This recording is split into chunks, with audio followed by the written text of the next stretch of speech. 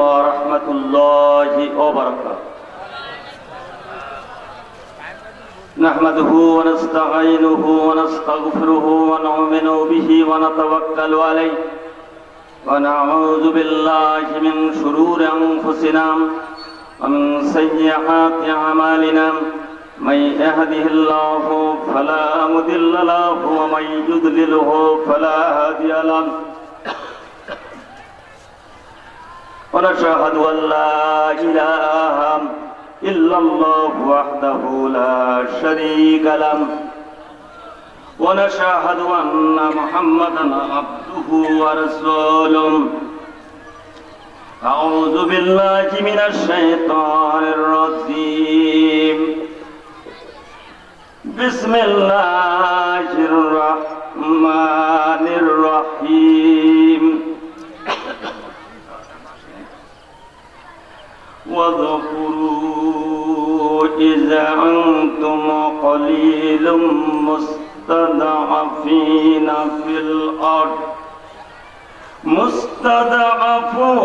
في الأرض تخافون أن يتخطفكم الناس فآواكم وأيدكم بنصرهم ورزقكم من الطيبات لعلكم تشكرون.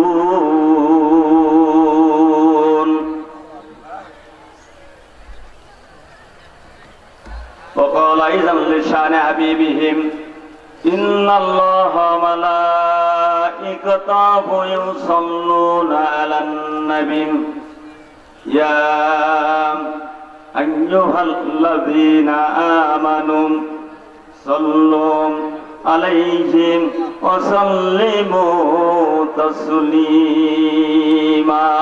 اللهم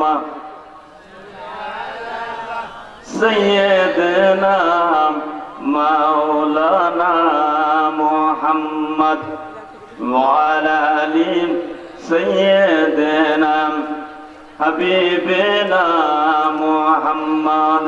شرک سر پہ بلم کھل رحیم کیسا ہے مسلمان کا بد نصیب شہادت کی تمنا بھول گئی تسبیح کی دانوں میں جنت ٹوٹ رہی بلغ العلا بکمالہ کشف الدجی بجمالہ حسنت جمیع خصالہ صلو علیہ وآلہ.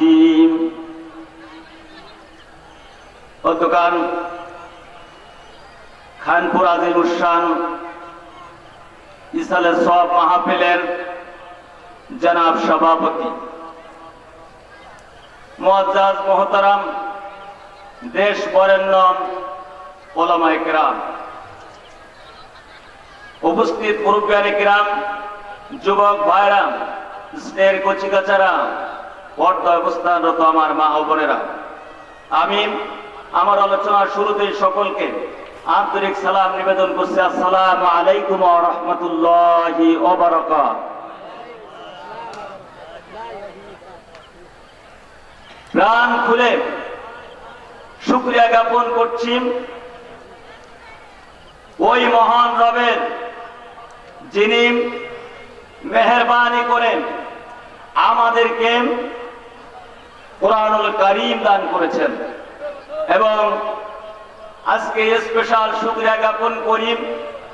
আমি আমার আলোচনা ওই আয়াত দিয়ে শুরু করছি যে আয়াতে আল্লাহ রাব্বুল আলামিন আবু জেহেল সহ তার গোষ্ঠীকে নিপাত করে দিয়ে বিশ্ব নবী যখন আবু জেহেলের ঘোড়ায় চড়ে, আবু জেহেলের ঘোড়ায় আমার এই রক্তাক্ত বদর বইতে আমি দেখেছি, আবু জেহেল বদর প্রান্তরে যখন নিহত হলো তার ঘোড়াটি আপনার নাকের রূপ আপনার শিকল পরানো ছিল, তার কাছেই ছিল জুলফিকার তরবারি।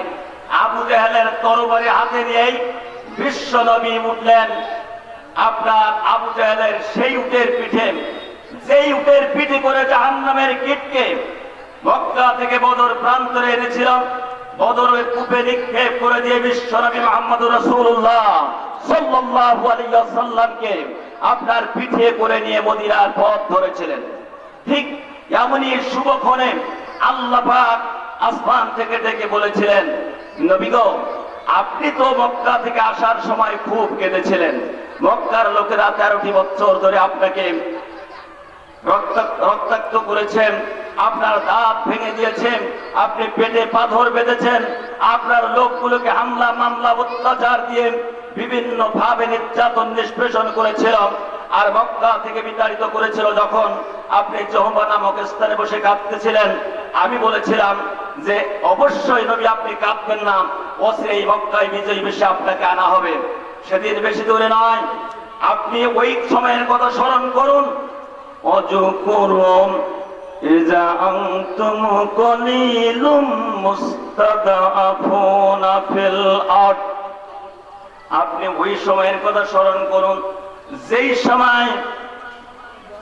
সময় আপনাকে আপনার লোকদেরকে দুর্বল করে রাখা হয়েছিল, পৃথিবীতে দুর্বল করে রাখা হয়েছিল।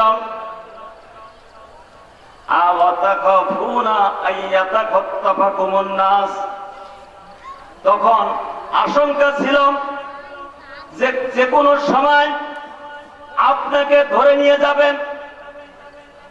আপনি আশঙ্কা পোষণ করতেছিলেন যখন তখন আপনাকে ধরে নিয়ে যাবেন, আপনার লোকদেরকে ধরে নিয়ে যাবেন।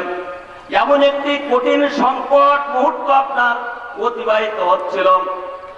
আমি আল্লাহ রাব্বুল আলামিন ফাওয়াকুম ওয়া আইয়াদাকুম, আমি আল্লাহ রাব্বুল আলামিন বিনাসবিহিম, আমি আল্লাহ রাব্বুল আলামিন আমার নিজের সাহায্য দিয়ে আপনাকে আশ্রয় প্রদান করেছি এবং নিজ সাহায্য দিয়ে আপনাকে শক্তিশালী করেছি।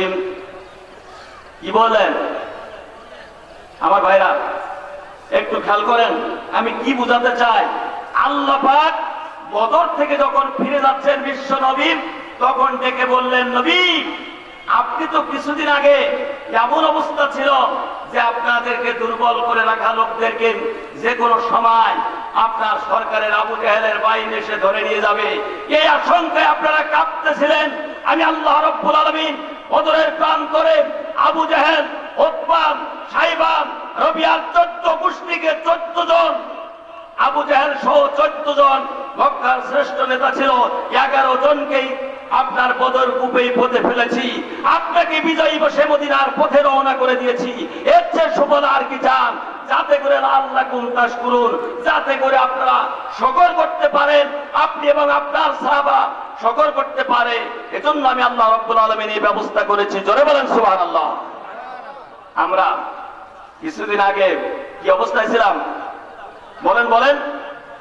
কোরআনের কথাগুলো বলার জন্য আলেম ওলামারা কাঁপতে হতো, কথা ঠিক কিনা? যারাই কাঁপাতো তারা 41 সালের এজেন্ডা নিয়ে বাংলাদেশ থেকে আলেম ওলামা নির্মূল করার শপথ দিয়ে তারা ইসলামী আন্দোলনকে নস্যাৎ করার জন্য আপনার বাতিল ঘোষণা করেছিল, বাজেয়াপ্ত ঘোষণা করেছিল, কথা ঠিক কিনা? অথচ আজ বাতিল হলো কারা? আমার ভাইরা, আমি আপনাদেরকে ওইখানে নিতে চাই যেইখান থেকে আপনার আল্লাহর নবীকে বিতাড়িত করা হয়েছে। আমার ভাইরা, সূরা কাসাস থেকে আলোচনা পেশ করতে চাই আপনাদের সামনে। সূরা কাসাসে আল্লাহ পাক বলেছেন, আউযু বিল্লাহি মিনাশ শাইতানির রাজীম, বিসমিল্লাহির রহমানির রহিম, তাসিন মিম, তিলকা আয়াতুল কিতাবিল মুবিন, নাতলু আলাইকা মিন নাবাই মূসা ওয়া ফিরআউনা বিল হাক্কি লিকওমি ইউমিনুন, ইন্না ফিরআউনা আলা ফিল আরদি ওয়া জাআলা আহলাহা শিয়াআন ইয়াস্তাদঈফু তাইফাতাম মিনহুম ইউযাব্বিহু আবনাহুম ওয়া ইয়াস্তাহয়ী নিসাহুম ইন্নাহু কানা মিনাল মুফসিদিন। আল্লাহ রাব্বুল আলামিন বলেন তাসিন মিম। কোন তাফসীরকারগণ বলেছেন তুর পর্বতে মুসা আলাইহিস সালামের উপরে যা নাজিল হয়েছিল, যে কথা হয়েছিল, সেগুলো মুহাম্মদ সাল্লাল্লাহু আলাইহি সাল্লামের কাছে পৌঁছে গেছেন। আল্লাহ পাকই ভালো জানেন। তিলকা আয়াতুল কিতাবিল মুবিন। এখানে আল্লাহ রাব্বুল আলামিন বলছেন যে এটা হলো সুস্পষ্ট গ্রন্থের আয়াত। আর আল্লাহ পাক বলেন ইন্না ফিরআউনা আলা ফিল আরদি ওয়াজআলা আহলাহা শিয়া'আন ইয়াস্তাদঈফু তাইফাতাম মিনহুম ইউযাব্বিহুম আবনাহুম ওয়া ইয়াস্তাহয়ী নিসাহুম ইন্নাহু কানা মিনাল মুফসিদিন। এই আয়াতটা, এই সূরাটি তখন নাযিল হলো বিশ্ব নবীর বিরুদ্ধে যখন ষড়যন্ত্রের চূড়ান্ত সিদ্ধান্ত গ্রহণ করলো কাফেররা। ওয়াইজ ইয়ামকুরু বিকাল লাযীনা কাফারু ওয়াইজ ইয়ামকুরু বিকাল লাযীনা কাফারু লিউসবিতুকা আও ইয়াকতুলুকা আও ইখরিজুক। আল্লাহ রাব্বুল আলামিন বলেন নবী আপনি ওই সময়ের কথা স্মরণ করুন যখন তারা আপনাকে হত্যা করার জন্য সিদ্ধান্ত গ্রহণ করেছিলাম। কেউ বললাম, আবুল বক্তার হাসিম বললাম, মুহাম্মদকে যদি চিরতরে মুহাম্মদের দাওয়াতকে বন্ধ করতে হয়, কোরআন প্রচার বন্ধ করতে হয়, তাহলে তাকে বন্দী করা হোক। দারুন নাদওয়ায় বসে তারা সিদ্ধান্ত নিচ্ছে, দারুন নাদওয়া বসে তারা সিদ্ধান্ত নিচ্ছে যে মুহাম্মদের দাওয়াত যদি বন্ধ করতে হয় এবং মুহাম্মদের চিরতরে কোরআন নিষ্প্রভ করে দিতে হয়, কোরআন যদি পৃথিবী থেকে বিদায় করে দিতে হয়, তাহলে মুহাম্মদকে বন্দী করে ফেলাও, শিকল দিয়ে বন্দী করে রাখাও। মত পছন্দ হলো না। এবার আবুল আসওয়াদ উঠে বলল আমার মত হচ্ছে ইউখরিজুক, তাকে বাইরে বহির দেশে কোথাও তাড়াই দেওয়া, দেশ থেকে তাড়াই দেওয়া।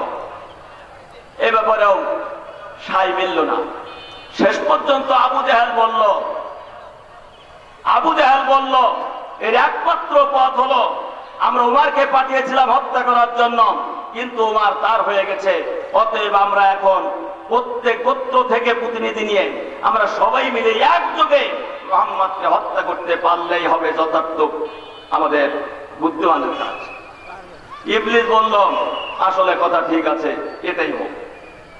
যখন এই পরামর্শ হলো দারুন নাদওয়ায়, আল্লাহ আসমান থেকে জানিয়ে দিলেন বন্ধু মক্কায় আর থাকা যাবে না, আপনি আপনার সাথীবর্গকে নিয়ে মদিনার পথ ধরুন। মদিনার পথে আল্লাহর নবী আসলেন, এসে সাওয়ার পর্বতের গুহায় 3 দিন কাটালেন। এরপরে আপনার ভিন্ন পথ ধরে আপনার জুহফা নামক স্থানে আসলেন। জুহফা নামক স্থানে এসে আল্লাহর নবী মক্কার আপন মাতৃভূমির কথা বারবার মনে পড়লো, এতই মনে পড়লো তিনি কাঁদতে কাঁদতে একেবারে বেকরার হয়ে গেছেন। এমনই সময় আল্লাহ পাক সূরাটি নাযিল করে দিয়ে এটাই বুঝালেন যে আপনি 3.5 আত্মীয় নিয়ে তারা আপনার উপরে দখলবাড়ি করে আপনার দ্বীনের দাওয়াতকে বন্ধ করার জন্য আপনাকে এই মক্কা থেকে তাড়িয়ে দিচ্ছে। আপনার মনে যে অনেক ব্যথা, এটা আমি জানি। নবীগণ আপনাকে বেশি অপেক্ষা করতে হবে না। ইন্নাল্লাযী ফারাদা আলাইকাল কুরআন লারাদ্দুকা ইলা মাআদ।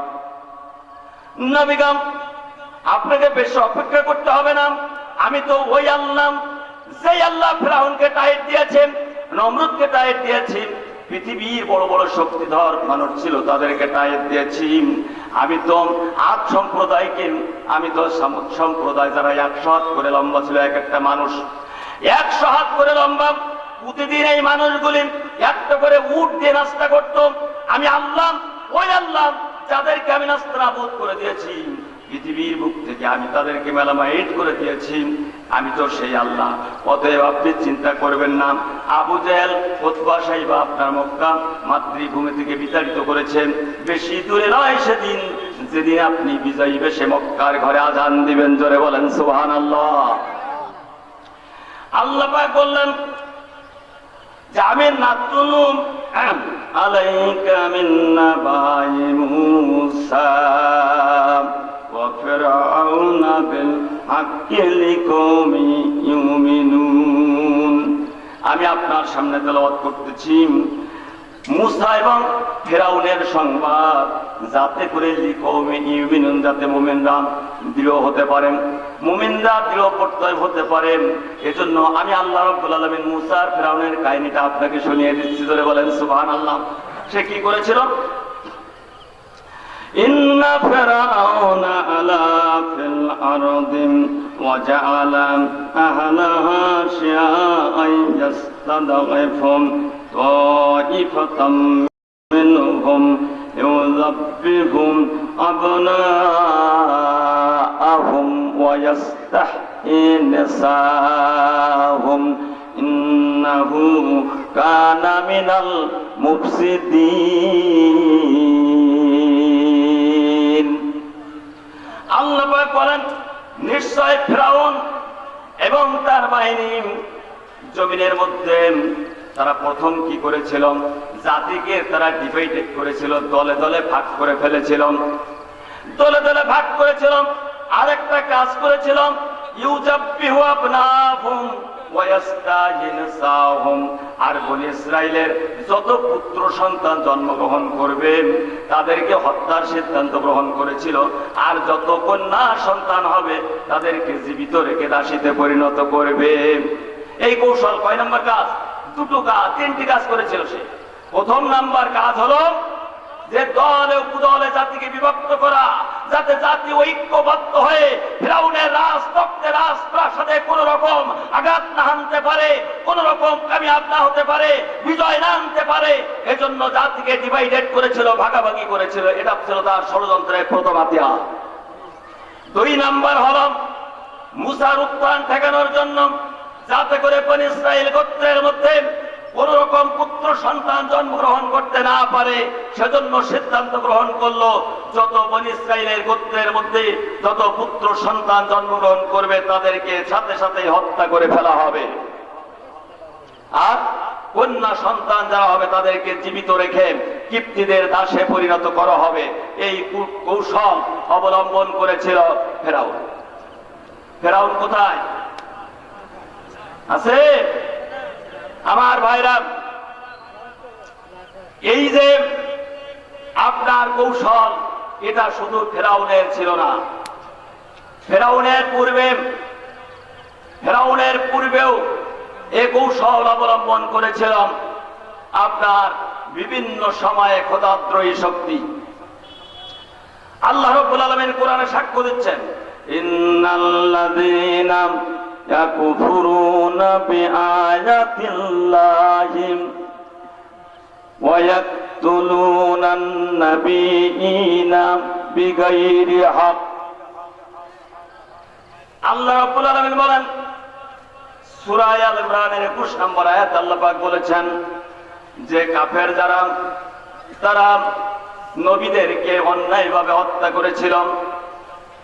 বনি ইসরাইল গোত্রের এই লোকেরা এক নয় দুই নয়, হযরত ইয়াহইয়া, জাকারিয়া, বুরনাস, ইলিয়াস সহ একদিনে পূর্বের সূর্য আপনার পশ্চিম গগনে ঢলে পড়ার আগেই 43 জন মতান্তর, 70 জন মতান্তর, 100 জন নবীকে তারা হত্যা করেছিল। আমার ভাইরা, এই যে নবীদেরকে হত্যা করলো, এরপরে ইসলামকে অর্থাৎ আল্লাহর কোরআনকে, আল্লাহর দ্বীনকে নির্বাপিত করার জন্য কে কিভাবে কাজ করেছে আমি একটি দৃষ্টান্ত দিলে আপনারা বুঝবেন। ফেরাউন শুধু আল্লাহর দ্বীনকে নির্বাপিত করার জন্য আইন তৈরি করে নাই, আইন তৈরি করেছিল ফেরাউন আপনার নমরুদ। ইব্রাহিম আলাইহিস সালাম তাওহীদের দাওয়াত দিলেন, আর নমরুদ আপনার তার সভাসদে আপনার তার সংসদে আইন পাশ করলো। কি আইন? ওয়ালুম হাররিকুহুম উনসুরু আলিহাতাকুম ইন কুনতুম ফাইলিন।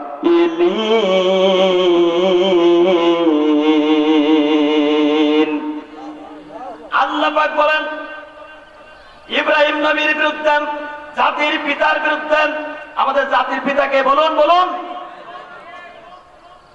আর জাতির পিতাকে বললে গোনা হবে নাকি? মিল্লাতাম আবিকুম ইব্রাহিম ওয়া সাম্মাকুমুল মুসলিমিন। আল্লাহ পাক শেখাচ্ছেন তোমাদের মুসলিম বলে দাবি যে করবেন, মুসলমানদের জাতির পিতা হযরত ইব্রাহিম আলাইহিস সালাম, এর বাইরে যারা জাতির পিতা দাবি করে কেউ কোনো মতেই তা সত্য হতে পারে না। কথা ঠিক কিনা? যারা নিজেরা জাতির পিতা সেজে বসেছিল তারাই জাতিকে ধ্বংস করেছে, তারাই জাতিকে জাহান্নামের পথে আপনার নিক্ষেপ করেছে। কথা ঠিক কিনা? আমার ভাইরা, জাতির পিতা সেজে জাতির উপরে ভাস্কর্যের নামে মূর্তি যারাই চাপাইছে পৃথিবীতে, আপনার নমরুদ সর্বপ্রথম গণেশ ঠাকুরের মতো প্রত্যেক ঘরে ঘরে আপনার নমরুদের মূর্তি রাখতে বাধ্য করেছিল। নমরুদ কোথায়? আমাদের দেশ সব আপনার আপনি খোঁজ নিয়ে দেখেন, তুরস্কের জাতির পিতা হিসেবে দাবি করেছিলাম আর আপনার কামাল আতাতুর্ক, কামাল আতাতুর্ক জাতির পিতা সেজেছিলাম। 1924 সালে আল কোরআনকে তেলাওয়াত নিষিদ্ধ করেছিল। 14 বছর পর্যন্ত কোন সন্তান কোরআন ধরতে পারবে না। বোরকা নিষিদ্ধ, হেজাব নিষিদ্ধ, মসজিদের সম্পত্তি নিষিদ্ধ, মাদ্রাসার সম্পত্তি নিষিদ্ধ। আপনার রেজা শাহ পাহলভী টুপি প্রত্যেকের জন্য বাধ্য করেছিল। প্রত্যেক মনে মনে আপনার রেজা শাহ পাহলভীর মূর্তি রাখতে বাধ্য করেছিল। জাতি মুখে ঝাঁটা মেরে বিদায় করেছে। কথা ঠিক কিনা? আমার ভাইরা, আমার দেশেও ভাস্কর্যের নামে গরিব দুঃখী মানুষের রক্ত ঘামানোর টাকা নিয়ে ভাস্কর্যের নামে মুসলিম দেশে ঘরে ঘরে মরে মরে মূর্তি তৈরি করেছিল। কথা ঠিক কিনা? আজ তারা কোথায়? নাস্তানাবুদ হয়ে গিয়েছে। আমার ভাইরা, ইব্রাহিম আলাইহিস সালামকে আপনার পোড়ানোর সিদ্ধান্ত গ্রহণ করেছিলেন সংসদে। আল্লাহ তাআলা তার সেই সিদ্ধান্তের কথাটা কোরআনের মাধ্যমে আপনাকে আমাকে কিয়ামত পর্যন্ত জানিয়ে দিয়েছে। ক্বালু হাররিকুম ক্বালু হাররিকুহুম, তারা সবাই মিলে বলল হাররিকুহু, তাকে পোড়াও, তাকে পোড়াও। অনসুরু আলিহাতাকুম ইন কুনতুম ফাইলিন, আর যদি সাহায্য কিছু করতে হয় তোমাদের দেবতাদেরকে তাহলে এই কাজটাই করা উচিত। বলেই মানো। তারপরে মুসা আলাইহিস সালামের ব্যাপারে আপনার ফেরাউন সিদ্ধান্ত নিল যে হত্যা করো। কিভাবে? আল্লামা কাজী সানাউল্লাহ পানিপতি রহমাতুল্লাহ আলাইহি তার তাফসীরের ভিতরে লিখেছে, এক নয় দুই নয়, মুসার উত্থান ঠেকানোর জন্য, মুসার উত্থান ঠেকানোর জন্য এক নয় দুই নয়, 90,000 আপনার পুত্র সন্তানকে আপন মায়ের সামনে জীবন্ত হত্যা করা হয়েছিল। কথা ঠিক কিনা? আল্লাহর দ্বীনকে দুনিয়া থেকে নিবানোর জন্য আপনার নমরুদ চেষ্টা করেছে, ফেরাউন চেষ্টা করেছে। তারপরে আপনার হালাকু খাঁ 1256 খ্রিস্টাব্দে হালাকু খাঁ বাগদাদ আক্রমণ করে 16 লক্ষ মতান্তর 40 লক্ষ মুসলমানকে হত্যা করেছে। আপনার চীনের উইঘুরে 1,30,00,000 মুসলমানকে হত্যা করেছিল। সে সময় হত্যার ধারাবাহিকতা এখনো চলছে, মায়ানমারে চলছে, তারপরে ভারত, যেই ভারত আমাদের দিনদার পরহেজগার ওলামাদের আপনার কোমরে বেড়ি পড়িয়েছে, হাজার হাজার মামলা হামলা দিয়ে আপনার মায়ের কোল শূন্য করেছে, স্ত্রীকে বিধবা করেছে, সন্তানকে এতিম করেছে, যে ভারতের পরামর্শে সেই ভারত আজ থেকে 1831 সালের 6 মে বালাকোট যুদ্ধের পরে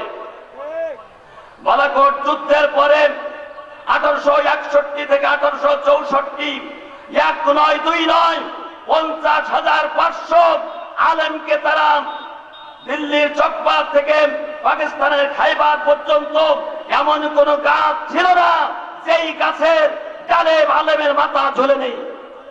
2 লক্ষ মুসলমানকে তারা হত্যা করেছে, 10,000 আলেমকে তারা জীবন্তর করেছে। তবু কি ইসলাম দুনিয়া থেকে বিদায় করতে পেরেছে?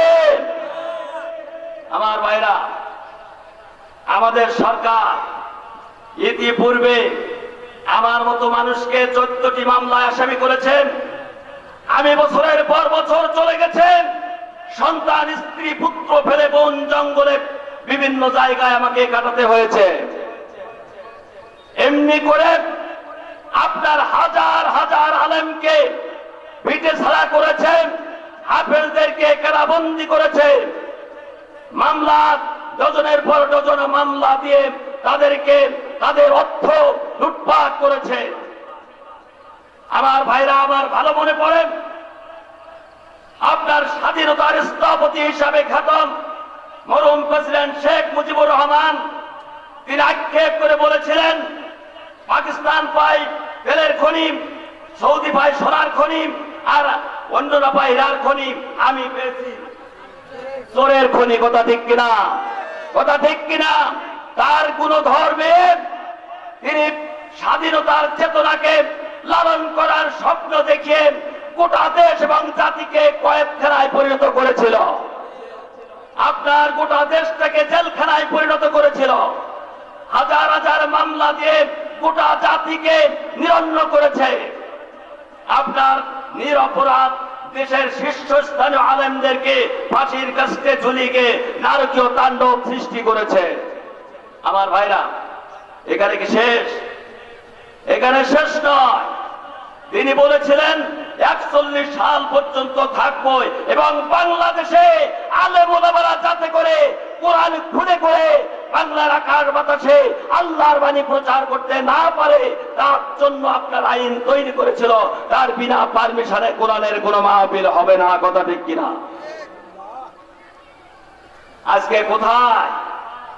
যেই বিচারপতি মিথ্যা রায় দিয়ে আপনার আল্লামা দেলোয়ার হোসেন সাঈদী, যিনি 50টিরও বেশি দেশে ইসলাম প্রচার করে, আল কোরআনের বাণী প্রচার করে হাজার হাজার মুসলমান, আপনার হাজার হাজার খ্রিস্টান, ইহুদি, হিন্দু এবং অন্যান্য জাতিকে ইসলামের ছায়াতলে আনতে সক্ষম হয়েছিলেন। কথা ঠিক কিনা?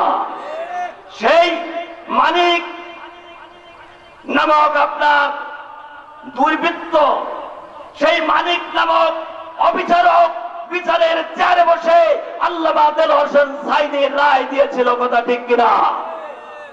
আজকে সেই মানিক যে দাড়ি চাস্ত, সে দাড়ি রেখে সাঈদী সাহেব তো অন্তত পক্ষে সম্মানের সাথে কারাগারে একটি কম্বল হলেও কম্বলে শুয়ে গেছেন। কথা ঠিক কিনা? অথচ আল্লাহ তাআলা তাকে বন জঙ্গলের ভিতরে পাগলের বেশে আপনার কলার পাতায় শুয়ে ছেড়েছে। কথা ঠিক কিনা? এবং এই দেশের জনগণ তাকে গলায় গামছা লাগিয়ে কারাগারে নিক্ষেপ করেছে। কথা ঠিক কিনা? ফাতাবিরু ইয়া উলিল আবসার, জ্ঞানীগণ এ থেকে শিক্ষা গ্রহণ করো। আমার ভাইরা, 41 সাল পর্যন্ত ক্ষমতায় থেকে এই দেশে ইসলামী আন্দোলনের স্বপ্ন যেন মানুষ না দেখে, সেই আপনার আইন পেশ করেছিল। আইনটা পাশ করা মাত্র সাঈদী সাহেবকে আপনার কারাগার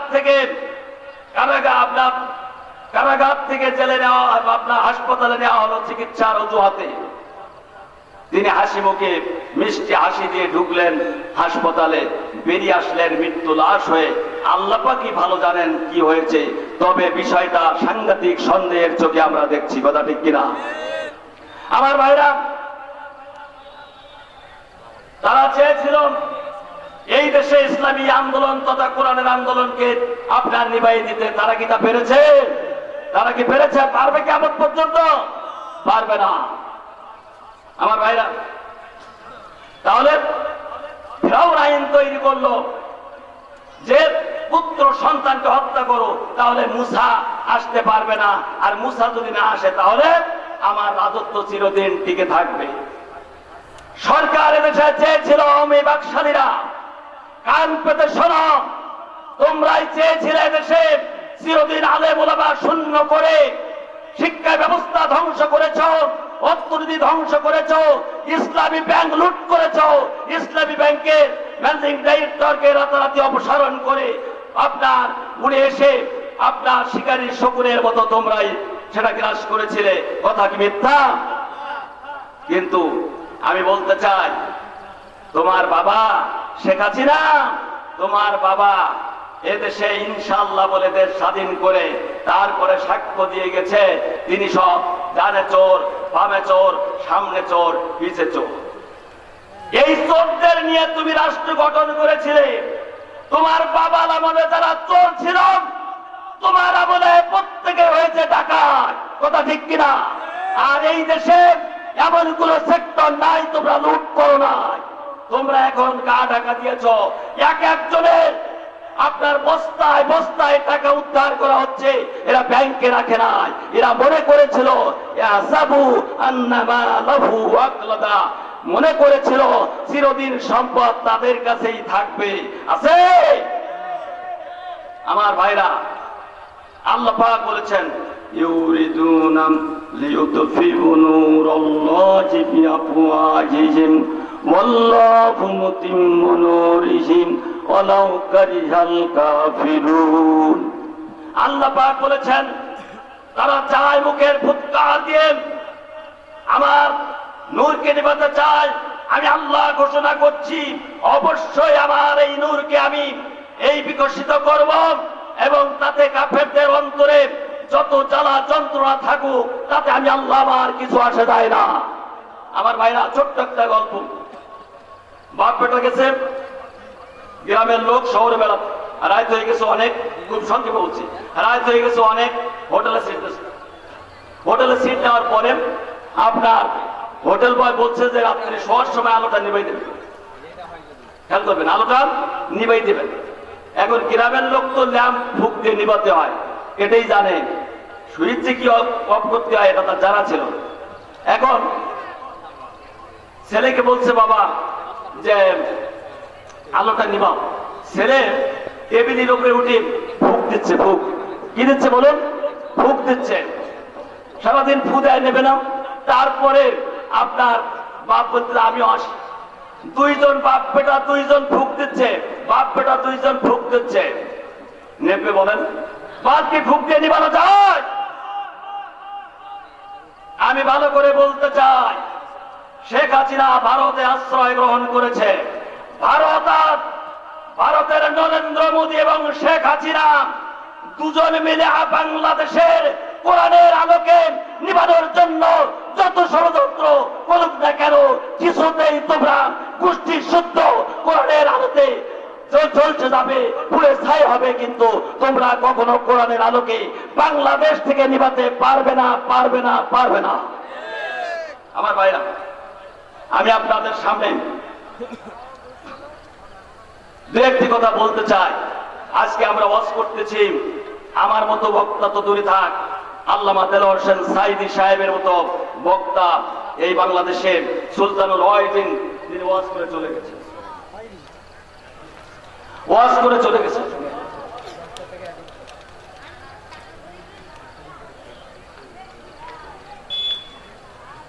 আমি ওয়াজ করতেছি, আমাদের আজকে যা বক্তা আছে, আপনার বক্তারা হলো প্রধান বক্তা, সব বক্তা সবাই প্রধান বক্তা, সেই প্রধান বক্তারা এখানে ওয়াজ করবেন, যার কি কথা। অথচ আপনাদের উপস্থিতি এত নগণ্য, এটা বড় দুঃখজনক। আমি আপনাদের সামনে একটা মেসেজ দিয়ে আমার আলোচনা শেষ করতে চাই। আমাদের ওয়াজ হচ্ছে, হাফেজের সংখ্যা বেড়েছে, আলেমের সংখ্যা বেড়েছে, ওয়াজের সংখ্যা বেড়েছে, ওয়াজের সংখ্যা আপনার সংখ্যা বেড়েছে, অথচ অন্যের সংখ্যা বেড়েছে না কমেছে?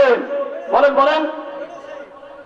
তাতে বোঝা গেল যে মৌলবীদের ওয়াজ দিয়ে জাতির পরিবর্তন হবে না। জাতির পরিবর্তন করার ক্ষমতা রাখে যে, তার সম্পর্কে আমার শেষ ওয়াজ করতে চাই। আল্লাযীনা ইম্মাক্কান্নাহুম ফিল আরদ, যাদেরকে ক্ষমতা দেওয়ার পরে 4 দফা কর্মসূচি পালন করবেন। আকামুস সালাত ওয়া আতুজ যাকাত, নামাজ কায়েম করবেন, যাকাত আদায় করবেন। ওয়া আমারু বিল মারুফি ওয়া নাহি আনিল মুনকার, আর ভালো কাজের আদেশ করবেন, মন্দ কাজ থেকে মানুষদেরকে ফিরায় রাখবেন। এই 4 দফা কর্মসূচি আপনার সরকারের কয়কার বলুন? সরকারের। আপনি যতই ওয়াজ করি, ওয়াজের আপনি কোনো পরিবর্তন আনতে পারবেন না, আমিও কোনো পরিবর্তন আনতে পারবো না। আজকে ওয়াজ করে যাচ্ছি, ভালো করে শুনুন। যদি মসজিদে 20 জন লোক জামাতে হতো, আগামীকাল সকালে 10 জনও পাওয়া যাবে না। কিন্তু যদি ওসি সাহেব মেসেজ দেয়, চকিদার অমুক মসজিদে সকালে একটু দেখো তো কে আসে আর কে আসে না, বলুন তো বাড়ি থেকেও শুয়ে থাকবেন? শুয়ে থাকবেন? তাহলে নামাজ পড়ানোর দায়িত্ব সরকারের। আকামুস সালাত, নামাজ পড়ানোর দায়িত্ব কার? নামাজ পড়ানোর দায়িত্ব হলো সরকারের। যদি ওসি সাহেব আজান হওয়ার পরে আপনার দাঁড়িয়ে যায় নামাজে, আপনার দারোগা এবং সেপাইরা ও আপনার কাপড় নেওয়ার সময় পাবে? বলেন বলেন। ডিসি সাহেব দাঁড়িয়ে যাবে, সচিবরা দাঁড়িয়ে যাবে, মন্ত্রী দাঁড়িয়ে যাবে। সবাই যখন নামাজে দাঁড়াবে তখন কাউকে বলা লাগবে না আকিমুস সালাত আকিমুস সালাত, যেহেতু ঠেলার নাম বাবাজি। যখনই আল্লাহর কোরআন বাস্তবায়ন হবে, সরকার বলবে ঘরে ঘরে নামাজের দুর্গ গড়ে তোলো, তখন নামাজ কায়েম হয়ে যাবে। কথা ঠিক কিনা?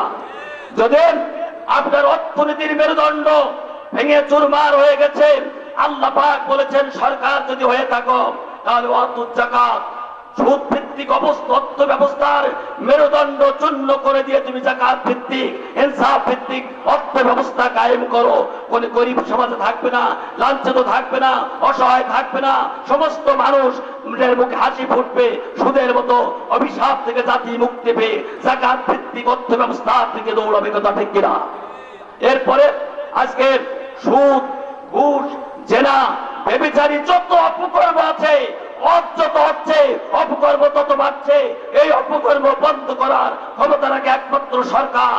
অতএব দুর্নীতিবাদ সরকারকে উৎখাত করে দিয়ে আল্লাহর কোরআন মাফিক সরকার যদি চালু করা যায়, এত অজের কোনো প্রয়োজন পড়বে না। কথা ঠিক কিনা?